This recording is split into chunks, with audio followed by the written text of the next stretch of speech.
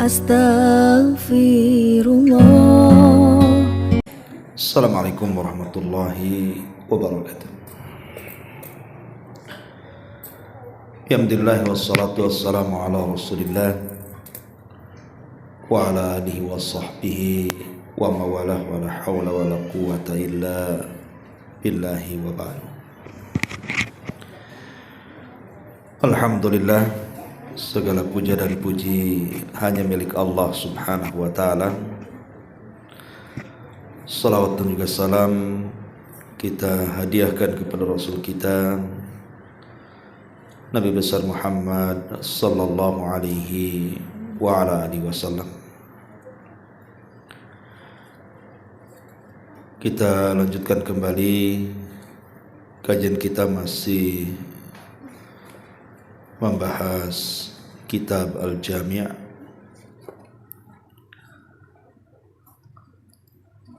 dan kita masuk pada hadis ke-7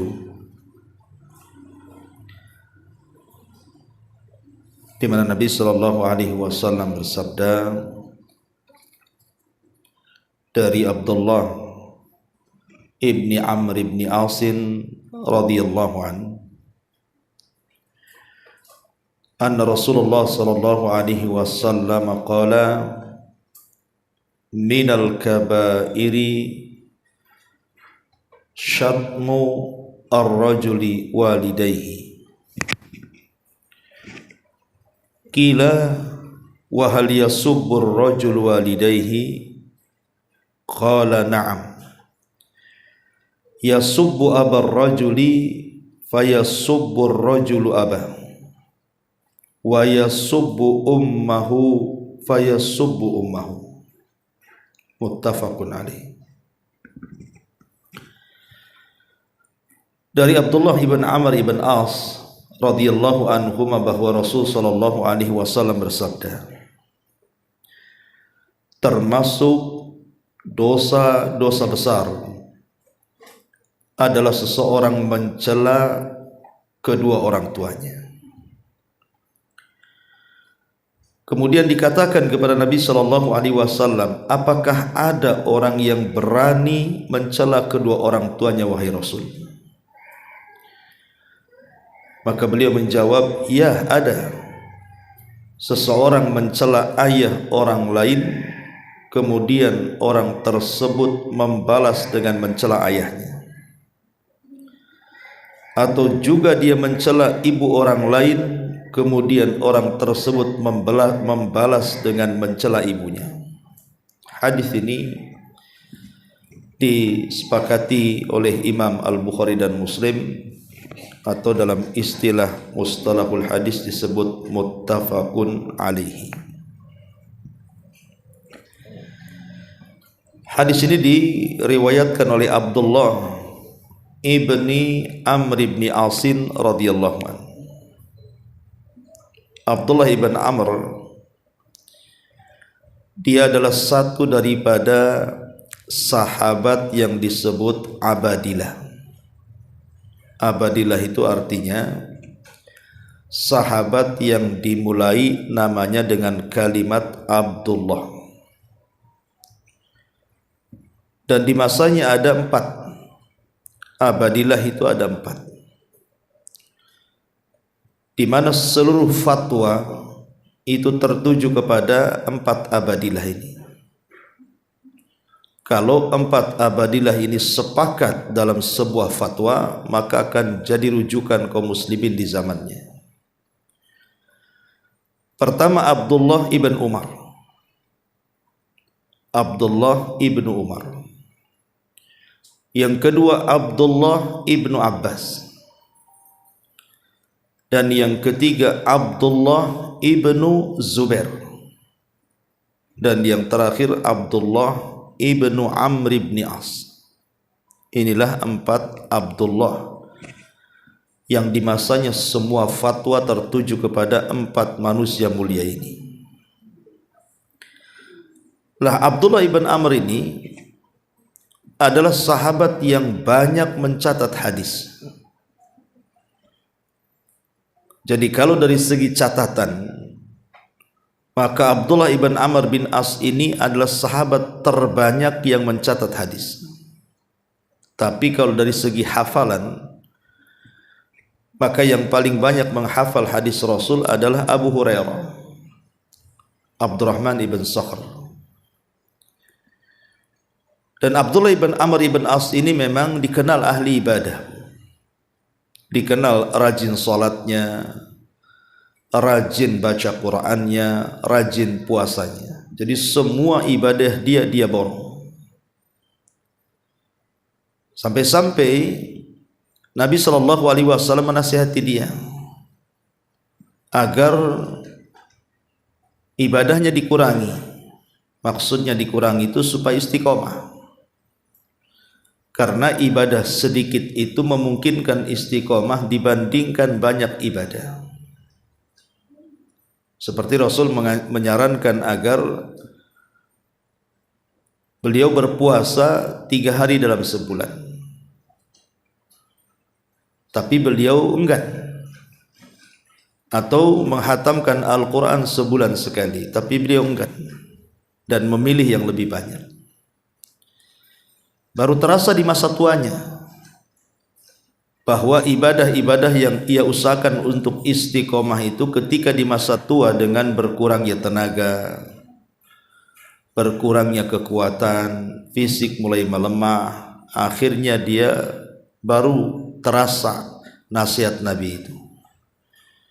Makanya kenapa Nabi SAW mengatakan bahwa sebaik-baik amal itu adalah yang sederhana tapi istiqomah, daripada memborong ibadah kemudian berhenti di tengah jalan. Rasul mengatakan khairul a'mali adwamuha wa in qalla. Sebaik-baik amal itu yang istiqomah walaupun tak banyak, sederhana. Taib, itu sedikit biografi dari perawi hadis. Abdullah ibn Amr ibn As radhiyallahu anhuma ini, beliau menukilkan sabda Nabi sallallahu alaihi wasallam tentang satu dari sekian dosa-dosa besar. Hati-hati, ini dosa besar. Apa itu? Syatmur rajuli,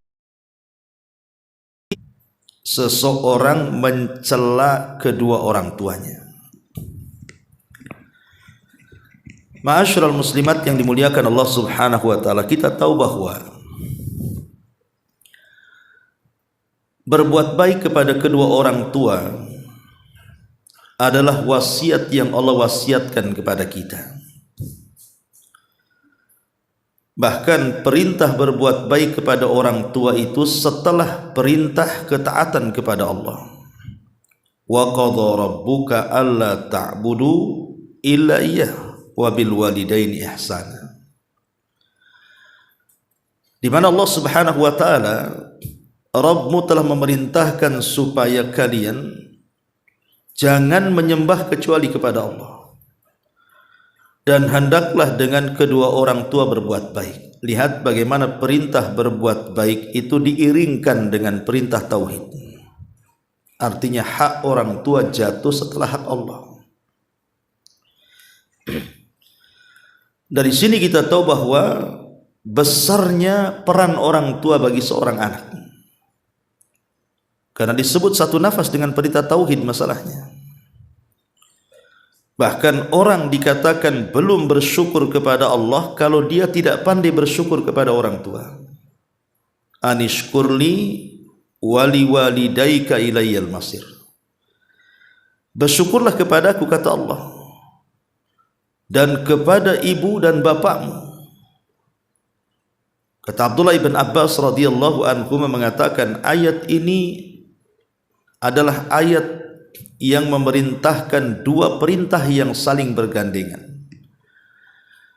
Kalau orang hanya bersyukur kepada Allah tapi tidak bersyukur kepada orang tua, maka belum dikatakan bersyukur kepada Allah, ataupun sebaliknya. Ma'asyiral muslimat yang dimuliakan Allah Azza wa Jalla, lah ketika Nabi SAW kemudian mengatakan minal kabair, termasuk dosa besar, syatmur rajuli walidayhi, termasuk dosa besar adalah seseorang mencela kedua orang tuanya. Kalimat ini menunjukkan bahwa termasuk dosa besar ketika seorang anak berani mencela orang tuanya, baik secara langsung, langsung nih anak berhadap-hadapan dengan orang tua, kemudian dimakinya orang tua, dicacinya orang tua itu di hadapan orang tuanya, maka ini lebih parah lagi. Ataupun memang tidak langsung dia mencela orang tuanya, tetapi dia menjadikan sebab orang mencela orang tuanya. Dengan cara apa menjadi sebab orang mencela orang tuanya itu? Di sini Nabi SAW mengatakan, ya subbu abar rajuli fayasubbur rajulu abah, wa yasubbu ummah fayasubbu ummah. Di mana seseorang mencela ayah orang lain, akhirnya orang lain itu tersinggung, maka dia pun mencela balik dengan mencela ayahnya. Ataupun seseorang mencela ibu orang lain, kemudian tidak terima, dicelanya balik, kemudian dia pun mencela ibunya. Berarti mencela orang tua tanpa secara langsung, tapi yang menyebabkan dia orang lain mencela orang tuanya, lah ini pun tidak boleh, baik secara langsung atau menjadikan sebab orang lain mencela kedua orang tua kita. Ma'asyiral muslimat yang dimuliakan Allah Subhanahu wa taala, walaupun seandainya orang yang kita cela tuh, anggaplah orang yang kita cela itu orangnya bisu,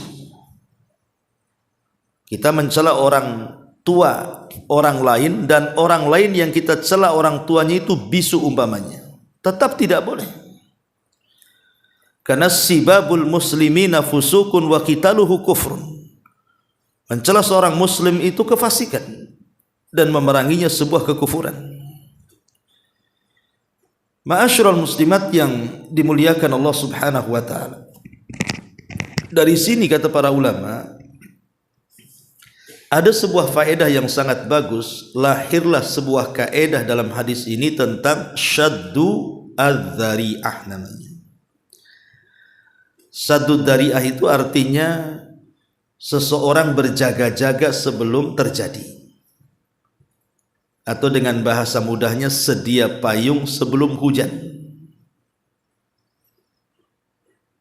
Ketika seseorang kemudian menyebabkan orang tuanya dicela orang lain karena sebab kita mencela orang, maka sebaiknya jangan sampai kemudian kita jangan sampai mencela orang tua orang lain, karena dikhawatirkan orang itu tersinggung, akhirnya dia mencela balik pula orang tua kita. Karena biasanya anak itu kalau dicela ibunya atau bapaknya nggak akan terima, Bu. Sejahat-jahatnya orang pun kalau dicela orang tuanya pasti marah. Dan biasanya kalau sudah marah dia akan mencela balik orang tuanya tuh. Umumnya seperti itu manusia itu. Karena seorang anak gak akan terima orang tuanya dicela orang, maka dia akan balik mencela. Makanya dari sini juga ada faedah, tidak boleh seseorang itu menjadikan penyebab orang lain mencela kita. Contoh umpamanya dalam surah Al-An'am ya, ayat 108. Allah mengatakan wala tasubbul ladzina yad'una min dunillah fayasubbullaha adwan bighairi ilmin. Janganlah kalian mencela sesembahan yang disembah selain daripada Allah Subhanahu wa taala. Nanti mereka akan mencela Allah dengan sangat mencela tanpa ilmu yang mereka miliki. Jadi kalau seandainya kita ini mencela agama orang, kita cela sesembahannya, maka mereka pun tidak akan terima, pasti dia akan mencela sesembahan kita juga. Lah sama halnya juga di sini. Kalau kita sampai mencela orang tua orang lain, pasti nggak terima dia pun. Dia bisa mencela balik orang tua kita. Itulah letak daripada kabairnya di situ. Letak daripada dia melakukan dosa besar. Dan ingat, mencela orang tua itu baik secara langsung ataupun tidak langsung, tetapi menjadi sebab orang lain mencela orang tua kita, itu perbuatan yang terlaknat. Sebagaimana riwayat Abdullah ibn Abbas radhiyallahu anhuma, Rasul mengatakan, mal'unun man sabba abah, mal'unun man sabba ummah. Dilaknat orang yang mencela bapaknya, dilaknat orang yang mencela ibunya. Bahkan Ali radhiyallahu an mengatakan, Rasul pernah menitipkan 4 wasiat kepadaku. Salah satunya adalah la'anallahu man la'ana walidayhi. Allah melaknat orang yang melaknat kedua orang tuanya. Allah melaknat orang yang melaknat kedua orang tuanya. Ma'asyiral muslimat yang dimuliakan Allah Subhanahu wa taala, maka dari sini ada bahaya yang harus dihindari oleh seorang muslim terkait anak kepada orang tua. Karena ketika kita kemudian menjadikan sebab orang lain mencela orang tua kita karena celaan kita kepada orang tua orang lain, itu bagian daripada uququl walidain. Itu bagian daripada durhaka seorang anak kepada orang tua. Dan uququl walidain ini bahaya. Pertama, uququl walidain itu termasuk dosa besar. Karena di sini Rasul mengatakan minal kabair, termasuk dosa besar. Dan dalam riwayat yang lain dari hadis Abi Bakrah, Nabi SAW mengatakan, ala unabbi'ukum bi akbaril kabair, maukah ku beritahu kalian dosa yang paling besar? Qulna bala ya Rasulullah, tentu wahai Rasul, apa itu? Maka Rasul mengatakan, al isyraku billahi wa uquq al walidaini, engkau menyekutukan Allah dengan yang lainnya dan engkau durhaka dengan orang tuamu. Kemudian lebih daripada itu, durhaka kepada orang tua itu penyebab Allah haramkan padanya surga Allah Subhanahu wa taala. Jadi orang yang mencela orang tua itu bagian daripada uququl walidain. Dan uququl walidain menjadikan terhalang seorang anak masuk ke dalam surga. Dan itu disebutkan dalam sebuah hadis ketika Nabi SAW naik ke atas mimbar. Kemudian Rasul tiba-tiba mengucapkan amin 3 kali. Padahal sahabat tidak dengar doanya tuh. Selesai Rasul berkhutbah, adalah sahabat yang bertanya kepada Rasul, alama amanta ya Rasulullah, tadi kau naik ke mimbar itu aku mendengar kau mengucapkan amin 3 kali. Apa yang kau aminkan wahai Rasul? Kami tak dengar doanya. Maka Nabi SAW mengatakan, oh tidak, tadi Jibril datang kepadaku meminta 3 doanya diaminkan dan ku aminkan. Bayangkan kalau yang berdoa Jibril, yang mengaminkan Rasul, apa enggak mustajab tuh doanya? Nah, salah satu doa yang dipanjatkan Jibril kepada Allah dan diaminkan Rasul adalah ragima anfu rajulin adraka walidayhi falam yudkhilahul jannah. Celaka dan binasa seseorang anak yang masih mendapatkan kedua orang tuanya masih hidup tapi tidak menyebabkan dia masuk ke dalam surga. Kenapa? Karena anak itu tidak birrul walidain tetapi uququl walidain. Harusnya dia berbuat baik kepada kedua orang tuanya, malah jahat pula dia kepada orang tuanya. Lah salah satunya mencela. Karena perkara ini ditegaskan dalam hadis, Rasul mengharamkan, tidak boleh. Innallaha harrama alaikum uquqal ummahat. Allah haramkan pada kalian durhaka dengan ibu bapa. Bahkan lebih daripada itu mengundang amarah Allah. Karena Rasul yang mengatakan kan, ridallah fi ridal walidaini wa sukhtuhu fi sukhtihima, bahwa redhonya Allah digantungkan kepada redhonya kedua orang tua, dan murkanya Allah juga digantungkan kepada murkanya orang tua. Makanya kalau Allah kemudian murka karena murkanya kedua orang tua kepada kita, di sini Allah Subhanahu wa taala sediakan dosa di dunia sebelum akhirat, azab di dunia sebelum akhirat. Jadi Allah sediakan sebuah azab, siksa yang akan diberikan kepada orang yang durhaka kepada orang tua di dunia sebelum akhirat. Kata Nabi, ma min dzambin ajjalallahu uqubatahu fid dunya qabla al-akhirah. Ada dua dosa yang disegerakan hukumannya di dunia sebelum akhirat. Kemudian mengatakan al-baghyu wa uququl walidin.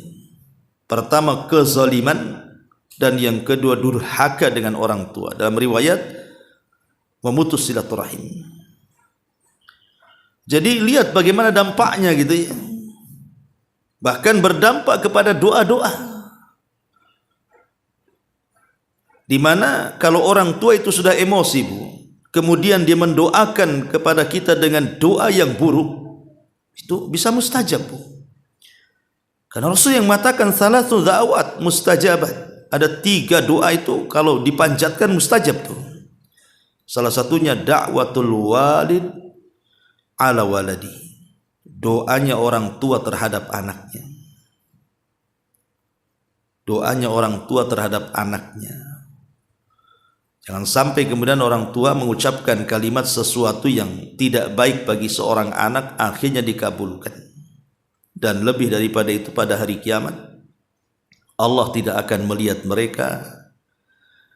Kata Nabi SAW, salasatun la yangdurullahu ilaihim yaumal qiyamah. Ada 3 kelompok Allah tidak akan melihat mereka pada hari kiamat. Salah satunya kata Rasul, al-aqli walidayhi, orang yang durhaka kepada orang tua. Ma'asyiral muslimat yang dimuliakan Allah Azza wa Jalla, salah satu gambaran orang yang durhaka kepada orang tua adalah seorang anak mencela orang tuanya, atau seorang anak menjadikan sebab orang tuanya dicela orang lain karena kita mencela orang tuanya. Itulah termasuk dari dosa besar. Makanya hati-hati, sekalipun seandainya orang tua kita kafir, Bu, apalagi dia seorang muslim, seandainya orang tua kita kafir, tetap kita tidak boleh mencelanya atau menjadikan sebab orang lain mencela orang tua kita walaupun orang tua kafir. Karena Allah yang mengatakan, wa in jahadaka ala an tusyrika bi ma laysa laka bihi ilmun fala tuti'huma wa sahibhuma fid dunya ma'rufa. Kalau orang tua memaksa kamu untuk menyekutukan Allah, jangan taati kedua orang tuamu. Tetapi walaupun demikian, tetap kau berbuat baik kepada mereka. Tetap walaupun orang tua kafir, kita berbuat baik, tidak boleh mencelanya atau menjadikan orang lain mencelanya. Apalagi dia seorang muslim, seorang mukmin, maka tentu dosanya lebih besar lagi. Ma'asyiral muslimat yang dimuliakan Allah Subhanahu wa taala, ini hadis yang pertama yang kita kaji di pagi hari ini. Baik, kita akan masuk pada hadis yang ke-8-nya. An Abi Ayyub radhiyallahu anhu, anna Rasulullah sallallahu alaihi wasallam qala, la yahillu li muslimin an yahjura akhahu fawqa 3 layalin yaltaqiyani fayuridu hadha wa yuridu hadha wa khairuhuma alladhi yabda'u bis salami wa khairuhuma alladhi yabda'u bis salami.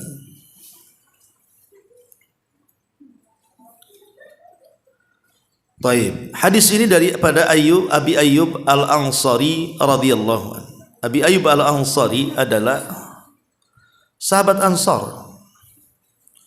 Rumahnya lah yang pertama kali Nabi sallallahu alaihi wasallam tinggal di Madinah.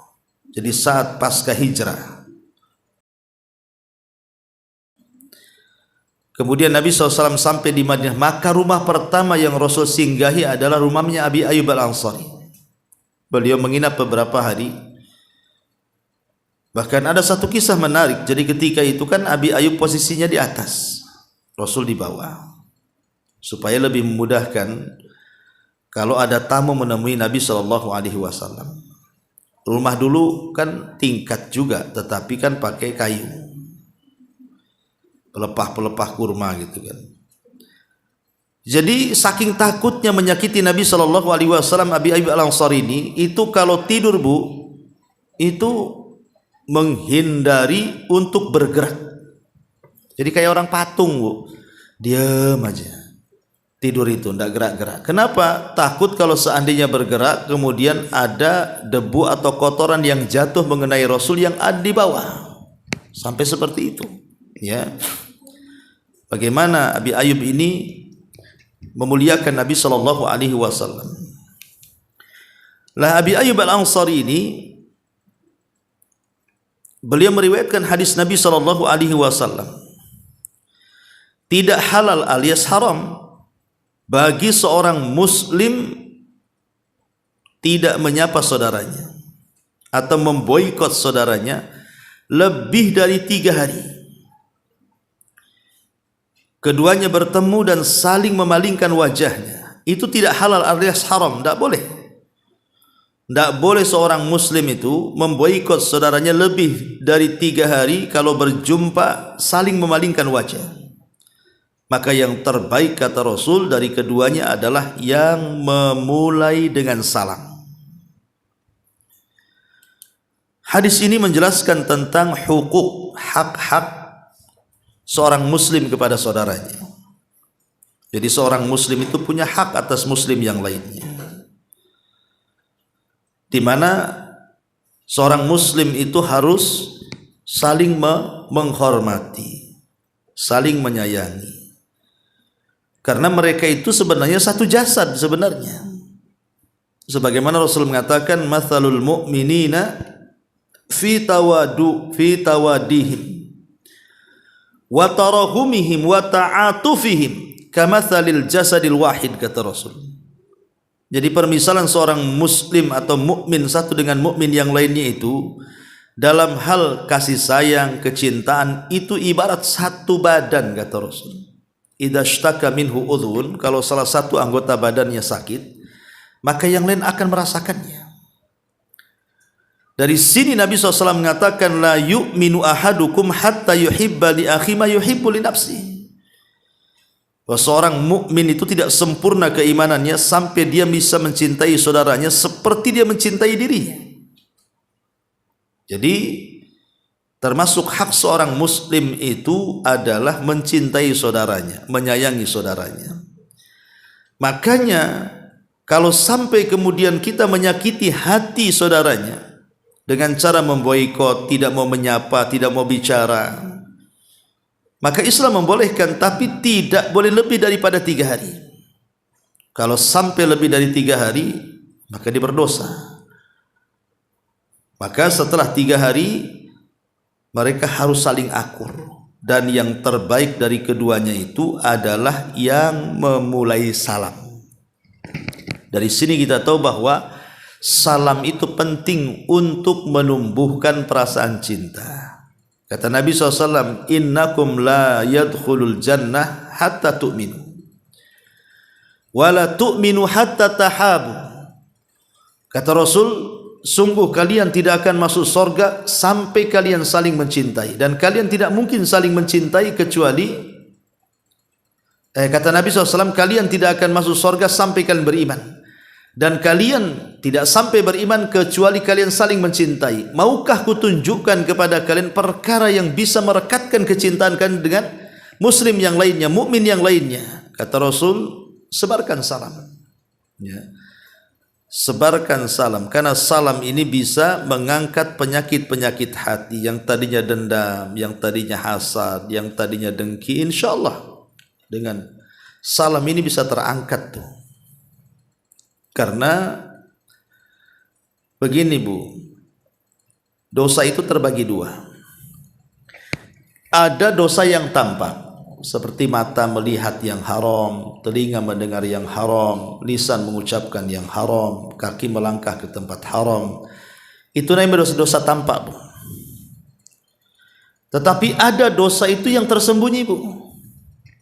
Ada dosa itu yang tersembunyi dalam dada, seperti hasad, dengki, iri, dendam. Itu kan dosa-dosa yang tersembunyi dalam dada. Lah dosa-dosa yang tersembunyi dalam dada ini satu waktu bisa tampak, Bu. Satu waktu dosa yang disembunyikan itu bisa tampak. Kapan itu? Di dua tempat. Pertama ketika emosi, ketika marah. Dan yang kedua ketika bermuamalah. Lihat orang marah tuh, Bu. Orang marah itu mengemukakan isi hatinya. Yang tadinya ketika sebelum marah, orang tidak tahu kalau dia itu pendendam, kalau dia itu hasad, kalau dia itu dengki, kalau dia itu iri. Orang tidak tahu. Tetapi penyakit-penyakit hati itu tampak di halayak orang ketika dia marah, Bu. Maka hindari marah. Karena orang marah itu biasanya semua keluar, namanya orang marah. Pasti dia akan mengemukakan isi hatinya kan, kalau bisa tuh keluar semua tuh. Sausus-ususnya tuh. Orang marah itu seperti itu. Makanya kenapa Rasul mengatakan marah itu dari setan, dan setan itu tercipta dari api. Maka api hanya bisa dipadamkan dengan air, maka berwudulah. Jadi kalau ibu lagi marah, berwudu. Dalam riwayat, kalau marahnya berdiri, duduk. Kalau marahnya duduk, baring. Kalau marahnya baring, pindah tempat. Masih juga marah, wudu. Masih juga marah, sholat. Masih juga marah, minum CTM, Bu. Itu. Tidur aja dia. Ya. Bangun masih marah, dasar pemarah ini. Ya. Jadi marah itu bisa mengemukakan penyakit yang disembunyikan. Makanya kenapa solusi Quran itu, Bu, kita ini kalau lagi marah jangan ditampakkan. Karena kalau marah ditampakkan, itu akan mengeluarkan dosa-dosa hati lewat lisannya itu.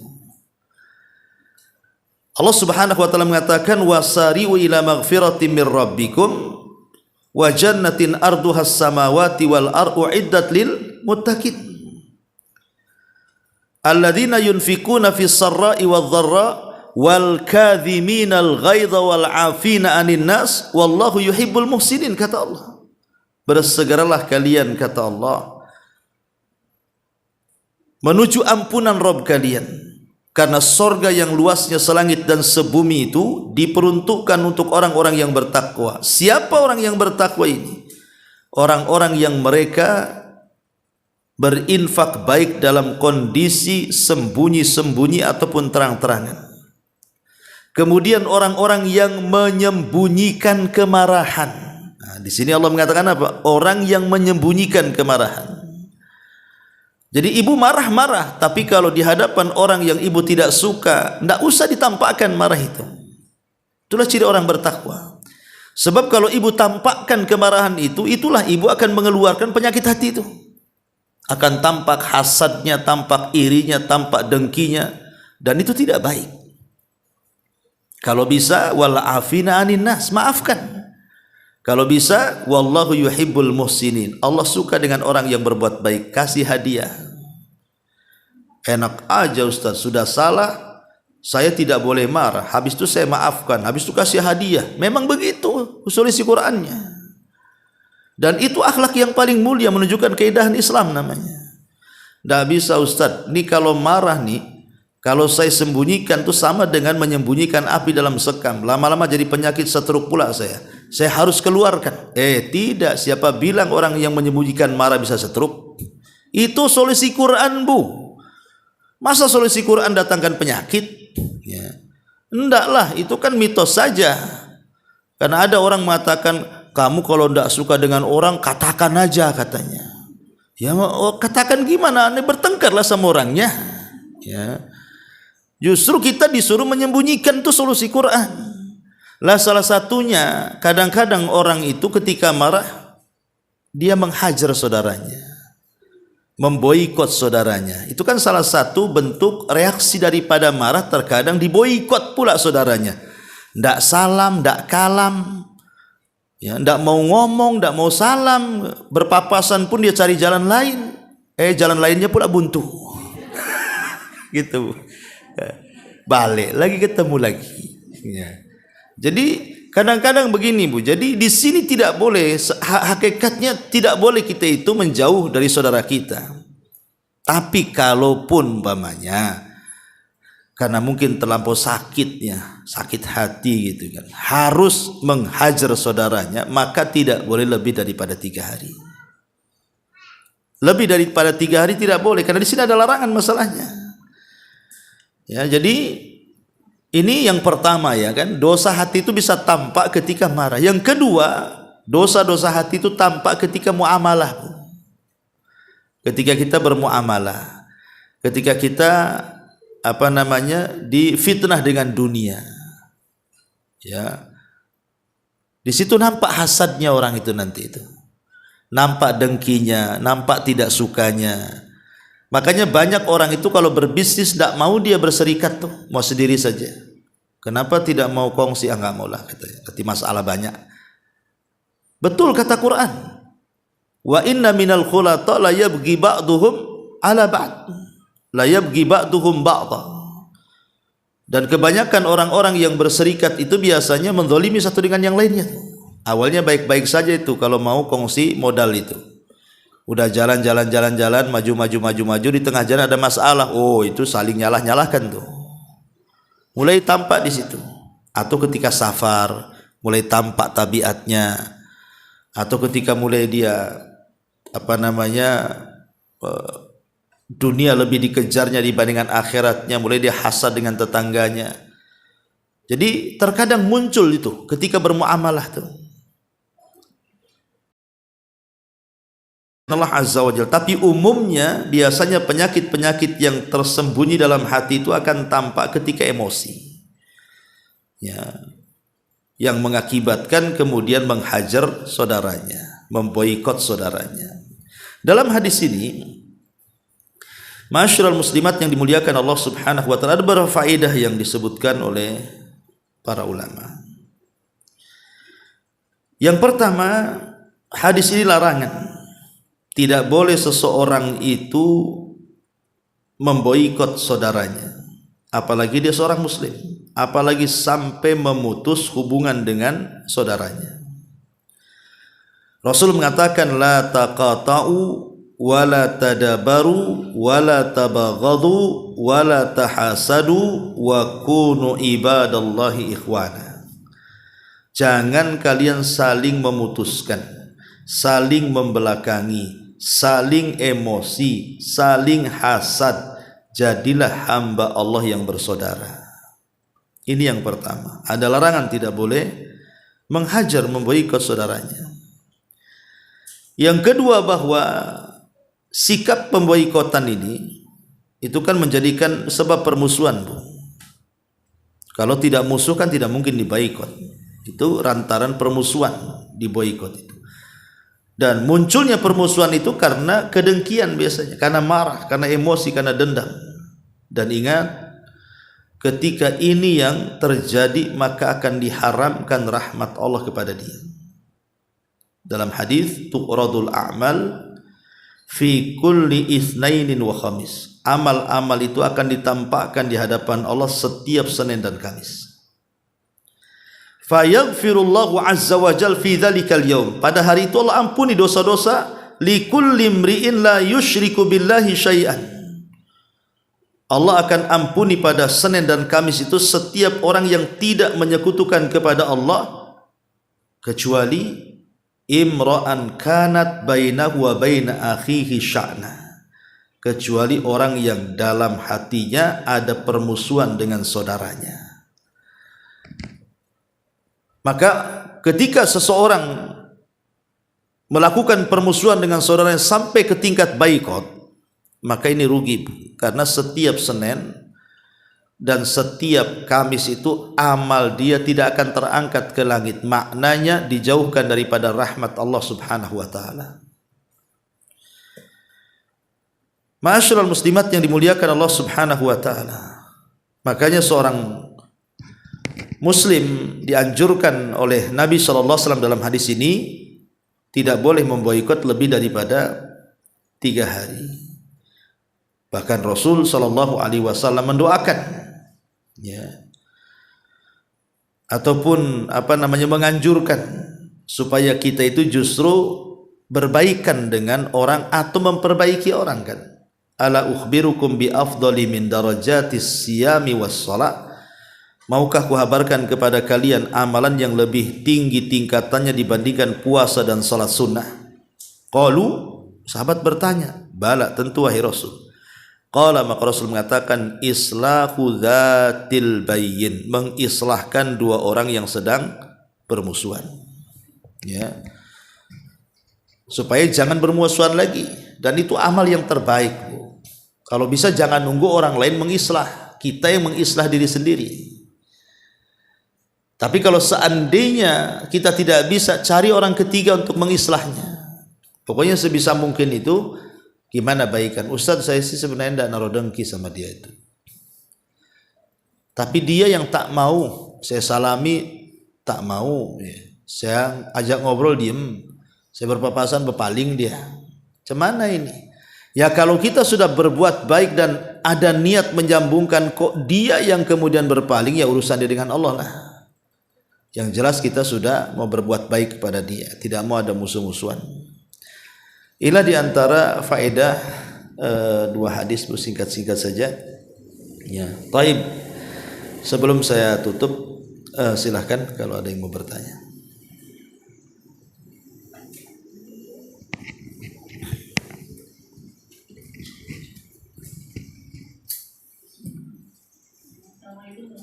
Waalaikumsalam warahmatullahi wabarakatuh. Tetangga kami itu dia memang terkenal banyak masalah lagi itu sama tetangga itu kan. Jadi kalau orang kayak itu tuh gimana ya? Jadi dia bukan satu orang ya bermasalah itu. Jadi satu gang itu dia bermasalah. Jadi memang gak pernah ditegur orang, dia juga gak mau tegur orang gitu. Sehat orangnya apa gila, Bu? Kayak gitu kan. Jadi kalau berputar kondisi itu kemana-mana gitu kan, omongannya kasar, kotor gitu. Gimana kami menghadapinya gitu? Secara pribadi dengan saya itu ya ada kasus juga gitu kan. Jadi saya itu kayaknya nggak ngekor sih, cuman saya pura-pura nggak ada orang aja gitu kalau berpapasan dengan dia itu. Ya udah ngekor saya juga gitu kan. Iya. Karena udah terkenal di situ, di gang itu emang punya masalah dia gitu. Iya. Gimana ya serius-serius saya tuh pernah ya punya masalah macam, saya tuh jarang kasih minta tolong sama RT gitu kan. Sama RT, cuma RT-nya mungkin nganggapnya itu masalah pele kan kayak gitu ya. Jadi nggak selesai gitu. Jadi ujung-ujungnya ya saya mau ketemu dia pura-pura nggak nampak aja gitu. Gimana ya? Iya. Ya, alhamdulillah. Ya kalau kita merujuk kepada hadis ini sih jelas sekali kan. La yahillu li muslimin an yahjuru akhahu fawqa 3 layalin yaltaqiyani fayuridu hadha wa yuridu hadha wa khairuhum alladhi yabda'u bis salam. Kan jelas hadisnya, tidak halal, artinya haram bagi seorang muslim memboikot saudaranya lebih dari 3 hari. Artinya nggak boleh lebih dari 3 hari sebenarnya, Bu. Tapi kalau ibu memang tidak suka dengan dia karena ya bahasanya jaga jarak lah, tapi sikap ibu itu harus jangan berubah harusnya. Ya tetap saja kalau ketemu ya mengucapkan salam, tapi tidak perlu dekat-dekat juga dengan dia. Ya. Tetapi sebenarnya manusia sejahat apapun itu punya hati, Bu. Dan Allah tidak mungkin menciptakan manusia itu pembuat onar sampai kiamat. Pasti satu hari dia akan berubah. Yakin itu. Tidak mungkin Allah menciptakan dalam satu kondisi, itu mustahil. Dan tidak mungkin orang jahat itu tidak ada kebaikannya. Jadi harus dipahami bahwa manusia itu tidak asal penciptaannya baik. Menjadi tidak baik itu karena godaan setan dan hawa nafsu. Ya, ibu doakan saja. Pertama, ibu doakan tetangga ibu yang menjadikan biang kerok masalah di komplek itu. Doakan supaya Allah berikan hidayah kepada dia. Ya, yang kedua, kalau ibu bisa menasihati, nasihati dengan lisan. Kalau tidak bisa, ya dengan hati. Ya. Tetapi terkadang memang ada juga hal-hal yang kita boleh menghindar dari orang itu kalau dia orang jahat. Supaya tidak terkena dampak kejahatannya. Boleh kita menghindar supaya tidak terkena dampak kejahatannya.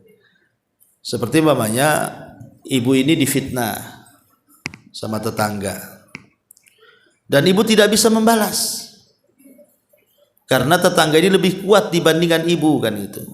Ya bisa saja ibu kemudian pindah dari tempat itu. Solusinya cari lingkungan yang baik. Atau dengan cara yang tadi ibu lakukan, ibu pura-pura gak kenal. Ya sudahlah, macam gak ada orang itu saja, lewat aja begitu saja. Sebab kalau seandainya kemudian orang itu dilayani atau disikapi, terkadang lebih jahat dia. Maka terkadang hal-hal yang seperti ini dibolehkan. Tapi sebaiknya bagaimanapun, bahwa selama dia seorang muslim berarti dia punya hak. Ya, kalau dia seorang muslim itu masih punya hak. Ya, hak seorang muslim dengan muslim yang sudah dijelaskan dalam hadis sebelumnya. Ya, apa itu dan tidak perlu diulang ya. Tapi ya sebaiknya kalau memang ibu bisa melapangkan dada, memaafkan itu bu, itu sesuatu yang mulia. Umpamanya ada orang berbuat salah, ibu maafkan. Di antara nama dan sifat Allah itu, di antara namanya adalah Al-Afu. Allah itu Maha Pemaaf. Dan Al-Afu itu pertama, memaafkan orang yang menzalimi. Yang kedua, tidak membalas kezalimannya. Nah, ini akhlak mulia bu. Jadi orang itu dikatakan pemaaf. Orang itu dikatakan pemaaf ketika dia bisa memaafkan orang yang melakukan kesalahan atau kezaliman kepada ibu, dan ibu tidak membalas kezalimannya. Itu disebut pemaaf. Tapi kalau seandainya secara lisan saja saya maafkan, tapi hatinya itu gedumel tuh bu, ya nggak terima gitu kan, awas saja nanti, ya kan. Nah, jadi itu bukan pemaaf dan lisan, karena hanya baru lisan saja memaafkan kan, tapi hatinya ada niat untuk membalas, baik membalas secara lisan, secara fisik atau mungkin secara doa. Jadi kalau dikatakan pemaaf itu ya dua-duanya harus terpenuhi, maafkan dan tidak membalas. Dan lebih daripada itu, ibu berbuat baik kepada dia, itu lebih mulia lagi tuh. Dan minta maaf walaupun di posisi ibu yang benar, itu bukan merendahkan hati, justru itu akhlak yang baik. Karena itu salah satu sifat Allah Subhanahu wa taala, nama Allah Al-Afu. Ya, Allah itu yang Maha Pemaaf. Wallahu a'lam.